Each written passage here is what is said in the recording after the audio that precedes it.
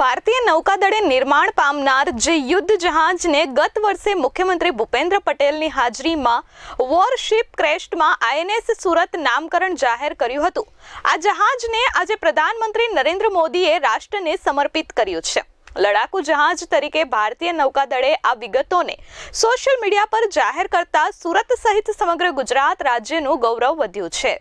ભારતીય નૌકાદળની તાકાતને વધારવા માટે પ્રધાનમંત્રી નરેન્દ્ર મોદીએ આજે મુંબઈના નેવલ ડોકયાર્ડ ખાતે 3 ફ્રન્ટલાઇન યુદ્ધ જહાજો આઈએનએસ સુરત, આઈએનએસ નીલગિરી અને આઈએનએસ વાઘશીરને રાષ્ટ્રને સમર્પિત કર્યા હતા.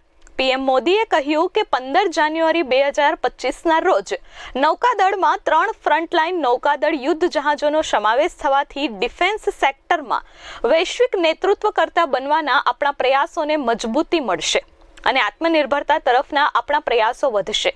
ખાસ વાત એ છે કે આ યુદ્ધ જહાજ અને સબમરીન બંને ભારતમાં બનેલા છે.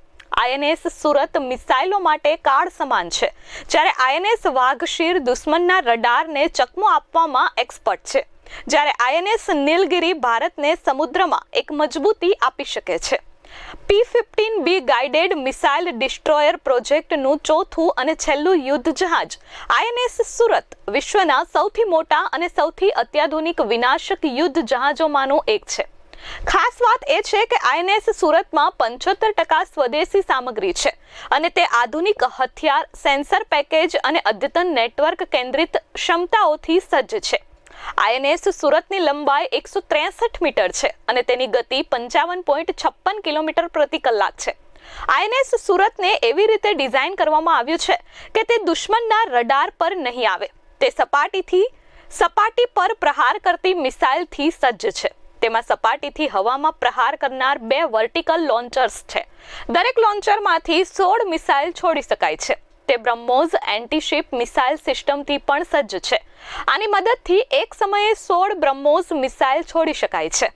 દુશ્મનોની સબમરીનનો નાશ કરવા માટે રોકેટ લોન્ચર, ટોર્પિડો લોન્ચર પણ હાજર છે.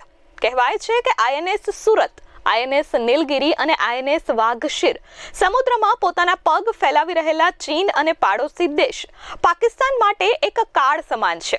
આ ત્રણેય સમુદ્રના સિંહ છે, જે દુશ્મનની ગતિવિધિઓ પર નજર રાખે છે અને ગુપ્ત રીતે તેમના મિશન પૂર્ણ કરે છે. ત્યારે મુંબઈના નૌકાદળ ડોકયાર્ડ ખાતે ભારતીય નૌકાદળનો કાર્યક્રમ યોજાયો હતો, જેમાં સુરતના મેયર દક્ષેશભાઈ માવાણી પણ ઉપસ્થિત રહ્યા હતા. તેમણે જણાવ્યું હતું કે ભારતીય નૌકાદળના આ કાર્યક્રમમાં સુરતના નામે જહાજનું નામકરણ શહેર માટે એક ગૌરવપૂર્ણ ક્ષણ છે. નમસ્કાર સુરતીઓ, આજે ખૂબ જ સુરતીઓ માટે એક ગૌરવશાળી દિન છે. આદરણીય પ્રધાનમંત્રી શ્રી નરેન્દ્રભાઈ મોદી સાહેબે દેશને એક નવી જહાજ અર્પણ કર્યું છે અને તેનું નામ